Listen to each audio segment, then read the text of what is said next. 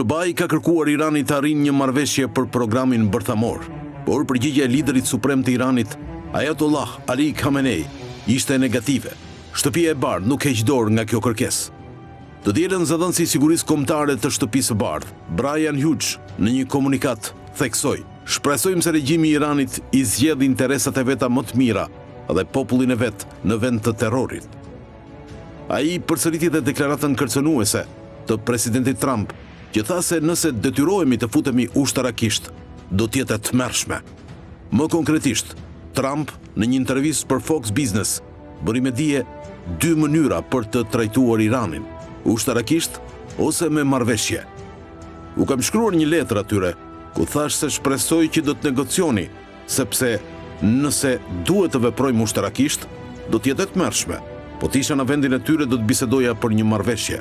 Nuk jam i sigurt se të gjithë pajtohen me mua, por ne mund të arrijmë një marrëveshje që do të ishte po aq e mirë sa një fitore ushtarake", tha Trump. Presidenti i SBA-s shtoi se koha po afron dhe në një mënyrë ose në një tjetër diçka do të ndodhë.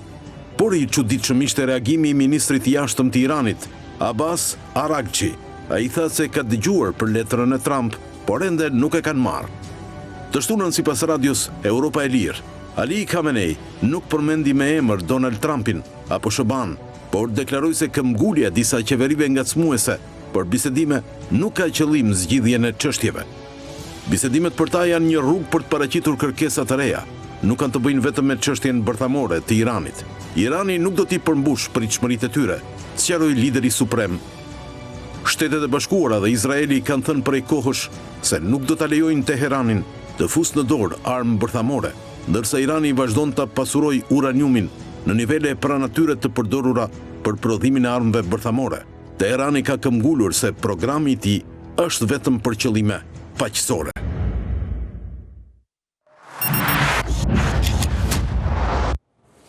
Atëherë përsëri jemi njëti panel, jam me zotin Alfred Pollumbi, me Ledon Krisafin, Dritan Goxhen dhe Xhavit Çajla, dhe në lidhje Skype nga Moska me Misha Pumon.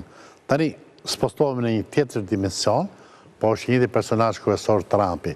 Zoti Çajla, tani jemi në luftën e retorikës së ashpër, apo ndoshta fshihet të një plan, duke patur parasysh precedentin që me urdhën e Donald Trumpit u vra generali apo kolonel Kasamin, sa ishte?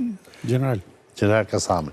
Pra do të thonë, për ata që nuk e dinë, General Kasami ishte një nga njerëzit më të rëndësishëm të regjimit Iranit, që krijonte lëvizjen e Hamasit, lëvizje e Shtetit Islamik e tjetër, dhe urdhri ka qenë nominal i Donald Trumpit për eliminimin, vrasjen e tij. Gjë që krijoi tension shumë të lartë midis Shtetit Bashkuar të Amerikës dhe Iranit në kohën e mandatit parë të Trump. Tani në mandatin e dytë të Trump, është kjo një përpjekje për të krijuar një paraluftë me Iranin, apo është retorikë e ashpër dhe vetëm kaq? Në këndvështrimin tim, shiko, po ta marrim pak në pak si histori. Se ne do të kalojmë për te atyre që thuat, se ne po nuk kam mësuar mënyrë analitike për te atyre që thuat, pastaj Shtetet Bashkuara kanë qenë thellësisht të shqetësuara për programin bërthamor të Iranit, dhe që në kohën e presidentit Obama, ai shkroi 2 letra, Trumpi ka bërë 1 letër, ai bëri 2 letra në atë kohë, dhe arriti që të binte Iranin që të ulësh në tavolinë bisedime, dhe pjesa e asaj marrëveshje pastaj për kufizimin apo për të drejtën e Iranit për të përdorur energjinë, programin bërthamor vetëm për energji. Unë shkruaj marrëveshje që unë shkruaj, por që ajo marrëveshje nuk u pranua asnjëherë nga Izraeli. Këtu thelbi i problemit është Izraeli, nuk është as Irani as Amerika. Izraeli, duke qenë vetë fuqi bërthamore pa deklaruar, e ka në strategjinë e vet, e ka kategorikisht që nuk do të pranojë në linjën e mesme një shtet tjetër bërthamor. Sidomos një shtet i cili nuk e njeh si shtet Izraelin dhe që mendon për zhdukjen e shtetit të Izraelit, siç është Irani në politikën e tij. Dhe në atë kohë, bilem duket ka qenë po Netanyahu, në atë kohë në Trumpin e parë, Netanyahu bëri çmos që të ndikojë tek Trumpi sapo erdhi për prishjen e kësaj marrëveshje. Ai nuk e pranoi si marrëveshje dhe ai llogarisi me muaj, përsa edhe sa muaj duan Iranit që të arrijë të të pasuroj në nivelin e përgatitjes së armëve bërthamore.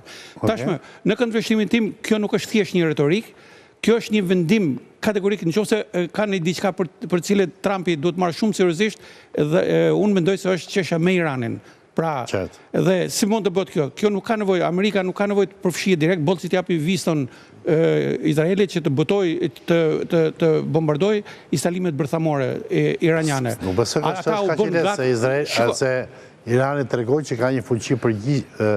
Po, Amerika do marrë përsipër mbrojtjen, pra dërgoj ato raketat antiraketat e saj që i dërgoj edhe herën e parë, dhe këtu ka dalë një problem i madh që me aleat tjerë të Amerikës, me Kuvajtin, me Katarin, me këto, sot ka pas një deklaratë nga ana e Katarit që çdo goditje ndaj instalimeve bërthamore është një shkatërrim për këto vende, për ujin, për problemet ekologjike që mund të shkaktojnë me këto vende, kështu që duhet marrë edhe kjo në konsiderat. Por duhet Trumpi do bëj çmos dhe të ushtoj presion, të gjitha llojet e presionit që ai është mjeshtër për t'i bërë, në mënyrë që ta detyroj atë të ulen tavolinë e bisedimeve. Çuditërisht ai kur ishte Trumpi parë nuk synoi, ai vetëm e hodhi poshtë si marrëveshje, nuk synoi uljen në bisedime. Tashmë ai synon uljen në bisedime, siç duket, e din që Irani nuk do të pranojë për të justifikuar goditjen me vonë. Një përshkallëzim Një përshkallëzim, po. Okej. Goxhaj? Unë mendoj që është retorike Trumpit, ashtu si në rastin e Ukrainës. Është retorike. Nuk ka asnjë lloj plani as për Ukrainën as për Iranin. Thjesht e ka retorik për ta përdorur. Nuk është një person i besueshëm i cili mund të ulet në bisedime me Iranin për arsye thjesht se kur erdhi e prishi marrëveshjen. Dhe iranianët po thonë që një marrëveshje e kishim. Pra, rinjif marrëveshjen që ke prishur dhe jemi në rregull, pra s'kem çfarë diskutojmë më. Dhe kush i garanton iranianët që sot arrin një marrëveshje me Trumpin dhe nesër po ky zotëria siç prishit parën në 2016 mund ta prishë edhe dytën pas një viti, prishet mendja ndërhyn prapë Netanyahu. Ose vjen një president tjetër? Jo. Ajo po flasim për këtë. Ndërhyn sërish Netanyahu, i cili është pushtet dhe ja mbush mendjen që ta prishi marrëveshjen dhe e prish marrëveshjen. Pra, nuk ofron asnjë lloj garancie Trumpi në këtë rast me Iranin për këtë çështje. Kjo është kundërshtimi iranian, po si shkon nga ana ushtarake nuk ka kapacitete aktualisht në rajon Shtetet Bashkuara të Amerikës për të sulmuar Iranin, ashtu siç pretendon Shtetet Bashkuara të Amerikës që ta azgjësoj Iranin. Nuk thash për të sulmuar Iranin, thash që t'japi vizën Izraelit për të sulmuar Iranin. Edhe po i dha vizën Izraelit, nuk i ka ato kapacitete ushtarake që t'i organizojë mbrojtjen e Izraelit, për arsye se tashmë që është hequr edhe barriera ushtarake që ishte kundër hudhëve, janë larguar të gjitha luftanijet ushtarake, qoftë të NATO-s, qoftë Shtetet Bashkuara të Amerikës kryesor, pra shumica e tyre, që t'i mbledhë ato sërish i duhet 6 muaj atje, që t'i risjellin kapacitetin e tyre luftarak për të bërë atë mbrojtje. Nuk e ka mengut Trumpi me sa duket. Po edhe këta nuk e kanë mengut. Me datë 17, për shembull, të këtij muaji iranianët kanë një stërvitje të përbashkët detare me Kinën, me Rusinë, me Pakistanin, me Indinë, në kompletat pjesën e Oqeanit Indian atje, për treguar kapacitetet e tyre ushtarake mbrojtëse. Pra edhe ata nuk është se janë pa aleat, do të kuptojmë. Dhe Izraeli nuk ka ato kapacitete ushtarake që ta azgjësojë Iranin. Nuk i ka, pavarësisht diskutohet azgjësimi i Iranit, këtu diskutohet goditja e instalimeve bërthamore. As ato jo, tashmë kanë ndryshuar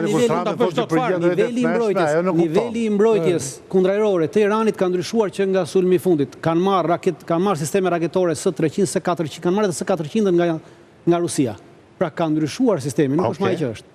Ka përmirësim të sistemit të mbrojtjes kundërajrore të tyre. Pëllumbi?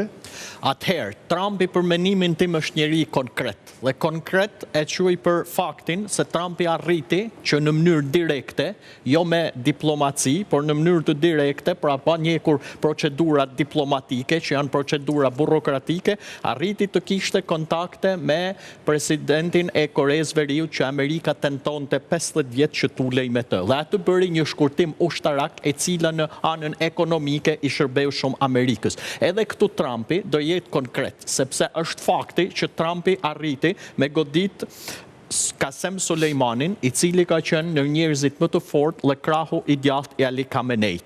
Ata e provuan që Trumpi është konkret kur goditi këtë njeri i cili arriti që të bënte shumë dame si Amerikës ashtu dhe Izraelit. Fakti që ekonomia në Iran nuk është në nivelet e duhura, pra ata kanë edhe krizë, edhe presidenti Peshkani këto kohë ka pas edhe krizë qeveritare. Fakti që ata dhe vetmin aleat që kishin në linjen e mesme që ishte Asadi edhe Irak, tjera janë të dobët për momentin. Duke qenë se ata janë të dobët, duke parë faktin që Trumpi i ka godit njeriun e tyre më të fort, ata nuk gjinen në një pozitë shumë të fort që t'i dërojnë presionit të Trumpit. Unë mendoj që Trumpi do arri që t'ullet me Iranin, edhe Irani, me sa lexova unë nga disa burime, po shef mundësin që duke mos i besu Trumpit të përfshin si ndërmjetës Moskën. Por Trumpi po luan në disa diapazone dhe Trumpi në 3 muaj ka dhënë aq shumë goditje dhe aq shumë ndryshime botës, sa unë mendoj se është ideologjike dhe po fillon një frym e re,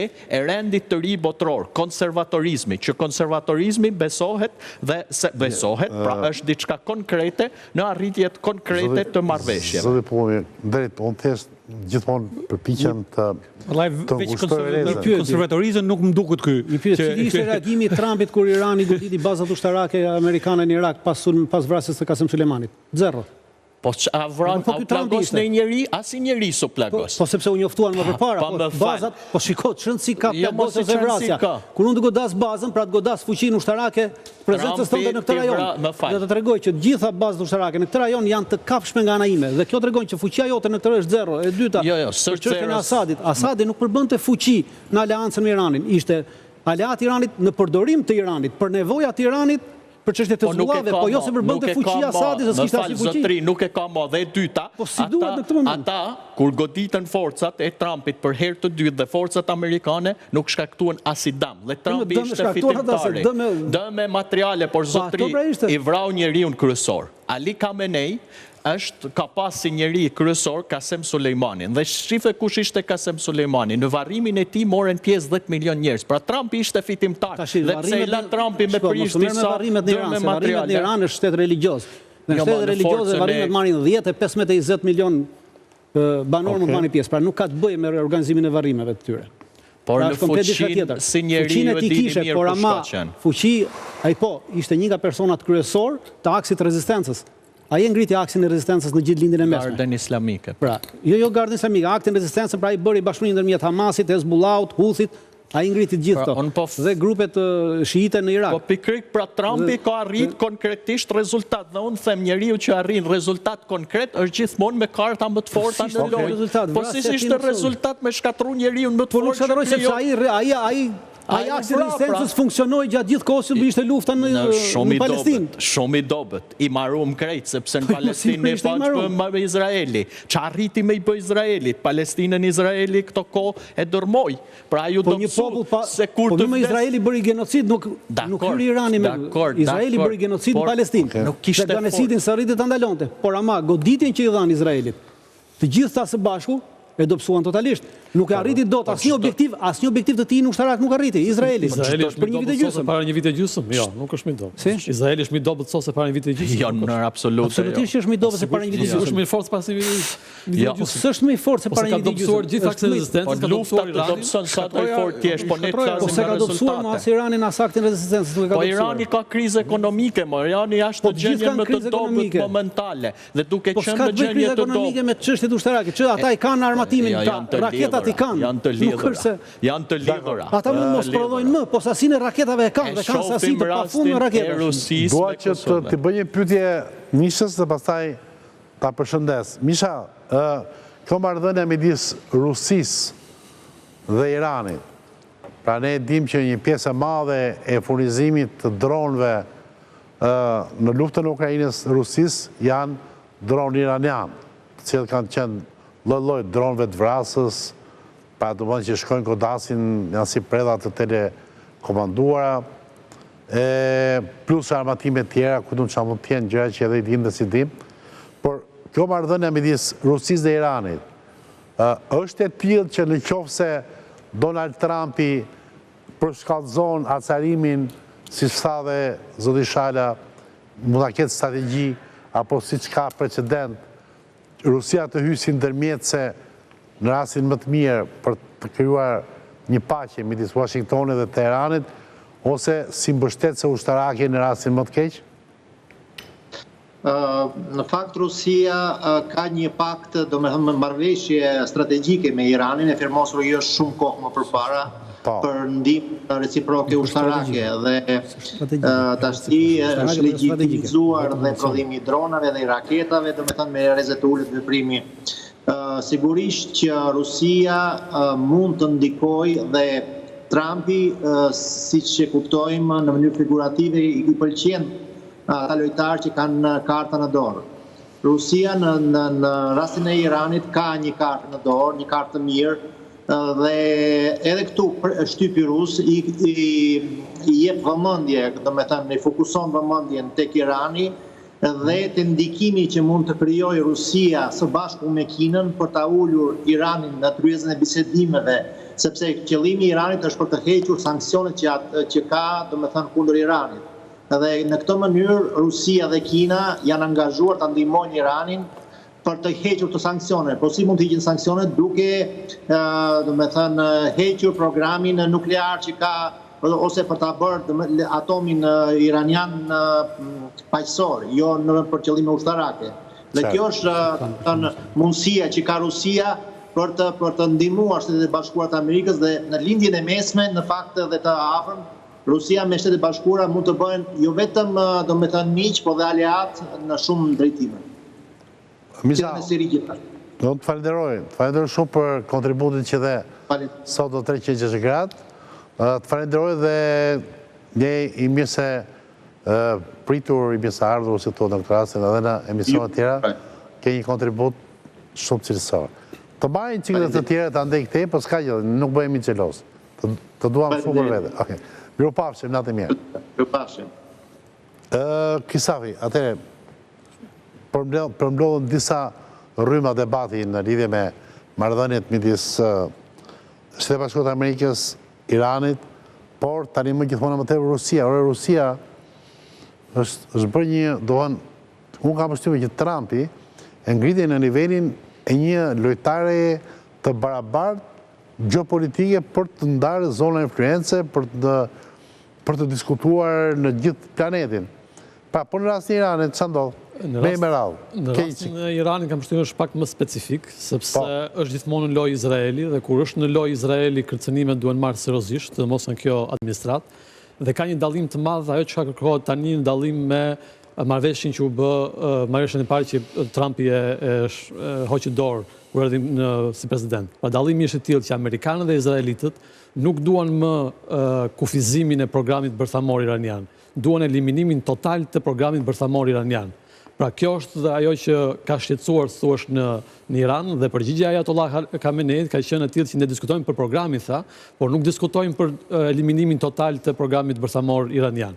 Dhe unë mendoj, duke ndjekur, le them nga afër mediat izraelite, shoh që ata mendojnë që ky 4 vjeçar, po sidomos ky vit dhe viti tjetër, është momenti i dur për të eliminuar një herë për gjithmonë programin bërthamor iranian. Ata mendojnë që Donald Trump do ja japi këtë mundësi gjatë këtyre 4 vite ose pak 2 vite në vazhdim. Unë nuk mendoj që mënyra për ta eliminuar është mënyra ushtarake. Qoftë në mënyrë ushtarake, qoftë në mënyrë diplomatike. Po si mund të eliminohet në mënyrë diplomatike? Ideja është e tillë që ajo që mund t'i ofrojnë Iranit është të eliminojë programin bërthamor që ka, në këmbim është heqja e gjitha sanksioneve dhe një premtim për mosprekjen e regjimit Ayatollahëve në Iran. Pra kjo është diçka që mund të joshi thuash regjimin në Iran. Por izraelitët tash duke ndjekur median e tyre, mendoj që janë tërësisht të bindur që dhe në mënyrë ushtarake mund ta heqin qafe programin bërthamor iranian, dhe ata mendojnë qafe Iranin, se ata mendojnë njësoj Iranit. Ata mendojnë që i kanë kapacitetet për ta bërë këtë gjë. Izraeli, pra mendojnë që në këto moment që ne flasim i ka kapacitet për ta bërë. I ka kapacitet vetëm nëse hedh bombën atomike, se çfarë bëj Irani? Irani është ai vendi Ka bomba tjerë që janë dërguar së fundi, gjatë 2 muajve të fundit nga që kanë efektin e bombës atomike. Pa faktorët dëmtues tjerë, janë si me qenë bombë atomike. Jo më se janë atë nivel se 2000 kg shpen. Paktën Izraeli mendon që ka kapacitet. Sa kilogram janë? 2000 kg shpen janë atë nivel. To që kryen atë sa 2 megaton. Jo më se është 2 megaton. 2 kiloton. Jo më se ja ku po lëshon Rusia 3 tonë për çdo ditë po lëshon në Ukrainë, po që do kishim gjitha do tërmete, gjitha do dëme. Shiko, ata që duke i ra, që duke sulmu vetëm nuk i la Bideni ata, nuk i la Bideni në Ukrainë për ditë. Ata që duke kryet punë. Rusia po lëshon për ditë minimal janë 150 bomba nga 500 kg deri në 3500 kg me avion në Ukrainë. Dhe Po, nëse shon atje kusht objekti, ajo është ka efekt tjetër. Deri te objekti, ata nuk janë si Ukraina. Ukraina s'ka mbrojtje kundërajrore, ata është tjetër gjë, ti s'mund ta afrohesh atje. Sulmi 26 shtatorit që bëri Izraeli në Iran tregoi që dhe mbrojtja ajrore u qafën atë. Po jo, mëse nuk u hoq mbrojtja ajrore. Mbrojtja u hoq në radar, pastaj filloi sulmi. Kundërshtrimin e Izraelit. Izraeli jo, pra se nuk ndodhet, mos e beson edhe që thotë Izraeli. Ka kapacitetin për ta eliminuar programin bërthamor iranian. Dhe unë besoj që Irani nuk ka për të bërë. Një nga strategjisë mund të jetë që Trump pi një kafe i çaj me Netanyahu, ose bëj një bisedë gjatë telefonike dhe ulen ato shefat e shtapeve dhe thuhet, dëgjoj, e merrti përsipër këtë gjë? Unë të jap bulimin me satelit, me politik, mbështetje etj. Ti vetëm ekzekutohet. Pra, i ka kapacitetet këtu çështja Izraeli për ta bërë pa ndërhyrje amerikane? Absolutisht po. Duke njohur mirë. Absolutisht po. Pa ndërhyrjen amerikane? Zero. Ndërhyrja amerikane është për ta mbrojtur Izraelin. Nuk është në sulmin e kryeve. Jo vetëm për ta mbrojtur, por për t'i dhënë gjithë zbulimin strategjik, se e ka zero. Zbulimin strategjik ka vetëm amerikanët, s'ka zbulim strategjik. Si do të godasi? Vazhdoj të bëj presion, se është mjeshtër për këto dhe nuk është çudi që në gjendjen në cilën ndodhet Irani mund të ulet në gjujë dhe ta pranojë marrëveshjen. Po ky shërbim që Putini mund t'i bëjë Trumpit në lidhje me këtë marrëveshje është barazvlefshëm me lëshimin atyre territoreve në Ukrainë. Dhe është përmendur në letrën është përmendur nga burimet sigurta që Rusia mund të jetë një ndërmjetëset dhe besoj shumë që duke pas parasysh dhe këtë bashkëpunim direkt mund të arrihet një marrëveshje, ndërsa ajo që me shkatru Iranin e kështu ajo rrezikon luftë bërthamore globale se pastaj futet në lojë Kina, futet Rusia. Unë nuk shkoj tek ajo. Rusia nuk futet në luftë në këtë aspekt. Si futet Kina në lojë?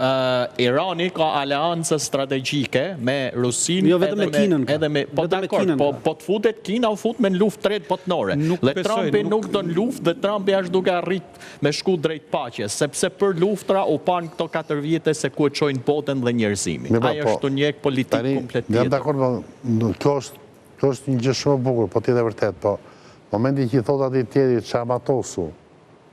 A e thot jo, unë nuk paramatose, po unë po e pasuroj uranin për të kryuar, po themi, hidrocentrale atomike etj. Ose për qëllime paqësore. Sigurisht, asnjë nuk e beson po. Tani, cila është mënyra?